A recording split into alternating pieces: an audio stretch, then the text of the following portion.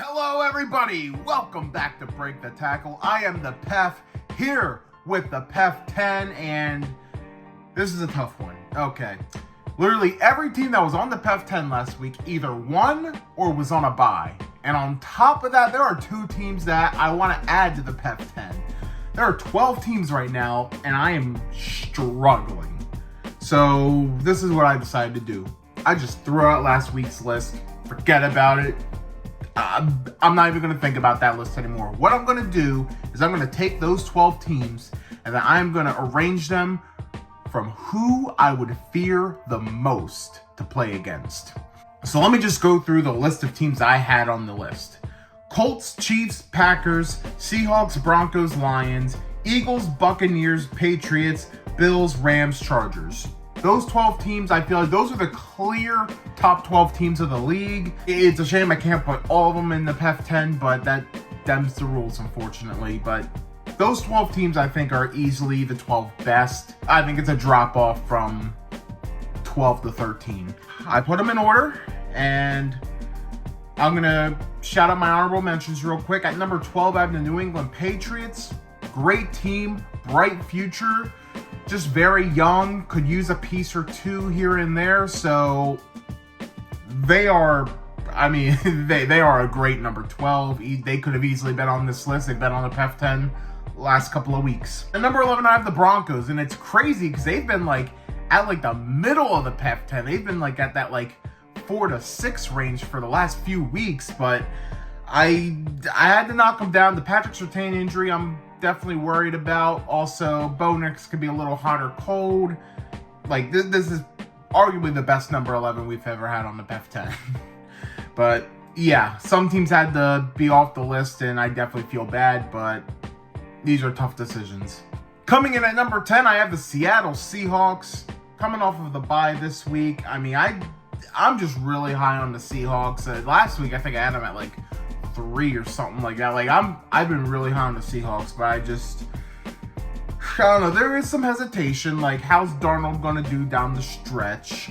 But I definitely think the Seahawks team is great. They're at number 10. At number 9, we got the Buffalo Bills back on the list here. Josh Allen's a freak of nature. When they get the run game going, that's when you're feeling really good about the Bills. Their defense looked really good, and that was without Matt Milano, so yeah, they played the Panthers, but I think when the Bills are riding high, they are riding high. Give me the Bills at number 9. At number 8, we got the Tampa Bay Buccaneers. Dominating win against the Saints, and now they get a bye week, and a much needed bye week because they have a lot of injuries they need to take care of. Buccaneers at number 8. At number 7, give me the LA Rams. The Rams are coming off of the bye here, so they're nice and well rested. They might be getting Puka Nacua back this week, so that's a big positive. Last we saw them, they dominated the Jaguars. The Rams, their ceiling is super high. I have some worries about them at times. They also just traded for a corner from the Titans, McCreary. Feeling good about them. Rams at 7. At number 6, we're going with the LA Chargers. This is quite the step up for them, but they get Joe Alt back, and it was much needed. They dominated the Vikings. Maybe I'm overreacting a little bit to it because it was a primetime game, but the Chargers' ceiling is super high. Jim Harbaugh's a great coach. Not much else to say. When the O-line's going, the Chargers are going. They're at number 6. Halfway through, be sure to follow, and subscribe to Break the Tackle here on YouTube, as well as on Instagram and TikTok. At number 5, I got the Detroit Lions. Similar to the Chargers, when they're running that ball, it's probably lights out for you. They are a dominant run game. Not much else to say. There's other parts to fear with the Lions, but that run game is definitely most lethal. When they're running that ball, you're doomed. Lions at 5. At number 4, give me the Philadelphia Eagles. They played their best offensive football this week, and that was without A.J. Brown. As I say about A.J. Brown and the Eagles, we'll talk about that another time. But, this Eagles offense, when they're clicking, you should be afraid. They could easily make it back to the Super Bowl. They could win the Super Bowl again. I think they have a shot. Although I think there's one team in the NFC I like a little more than them. Give me the Eagles at number 4. It's also worth noting, I don't know what the status is of Saquon Barkley, but should definitely be looked into. At number 3, I'm going with the Green Bay Packers, man. They dominated the Steelers, much to my dismay. But the Packers are just such a scary team. Tucker Kraft really showed up this week. He is quickly becoming one of the premier tight ends of this league. Not to mention, they also get Christian Watson back. Well, they got him back this past week. That receiving core is looking damn scary. Josh Jacobs didn't have his greatest game, but you know what he's capable of. And the Green Bay defense, at their best, they are a scary, scary force. The Micah Parsons deal is looking better and better for them each week now. Yeah, and Jordan spreading the love. They made the right decision bringing them in, ultimately. So, Packers at number 3.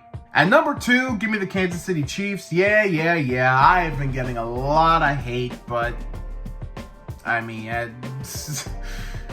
tell me you're not afraid to play against the Chiefs. Like, refs, no refs, whatever the case may be, tell me you're not afraid, okay? Even when the Chiefs are, not having the best first half, they'll just dominate in the second half. Like, it's what they do. Like, it's still their world. We're still living in it. Chiefs are at number 2. However, at number 1, I'm going with the Indianapolis Colts. Hottest team in football right now, and I need to give them their flowers because I gave up on them this year. Every year I'm saying, I think the Colts could actually take the division this year, and it never works out. I gave up this year, and, proved me wrong for giving up on them too soon, apparently. All they needed was the right quarterback, and I didn't think it'd be Daniel Jones, but here we are, and it's Daniel Jones. I mean, you just need a capable quarterback because the Colts have always had a really good roster, and Jonathan Taylor, he's starting to get MVP talks, and rightfully so. The dude's a beast. I hate being a Steelers fan right now because he's probably going to run for 200 yards against us. And Tyler Warren's probably going to get 150 receiving yards. At least I have him on fantasy, so at least I have that to look forward to. But the Indianapolis Colts, man, they are the big surprise of the league this year, and I need to give them flowers because they're just doing such a fantastic job. People stuck a fork in them. People thought they'd be drafted in the top 5 this year, and they are dead wrong now. Get your flowers, Colts. You're number 1 this week. Let's recap the PEF 10 for Week 9. Honorable mentions go to the Broncos and Patriots. At number 10, the Seattle Seahawks. Number 9, the Buffalo Bills. Number 8, the Tampa Bay Buccaneers. Number 7, the LA Rams. Number 6, the LA Chargers. Number 5, the Detroit Lions. Number 4, the Philadelphia Eagles. Number 3, the Green Bay Packers. Number 2, the Kansas City Chiefs. And number 1, the Indianapolis Colts. Now let's hear from you. Who are your top 10 teams going into the week? Who are the 10 teams you're afraid of the most in the league right now? Share your thoughts in the comments. Be sure to leave a thumbs up if you enjoyed this video. Hit the subscribe button here on YouTube as we are marching to get to 500 subscribers by the Super Bowl. We're currently at 340. Let's make it happen, people. Also, follow us on TikTok and Instagram. Thanks again for watching Break the Tackle. We love football. We talk football.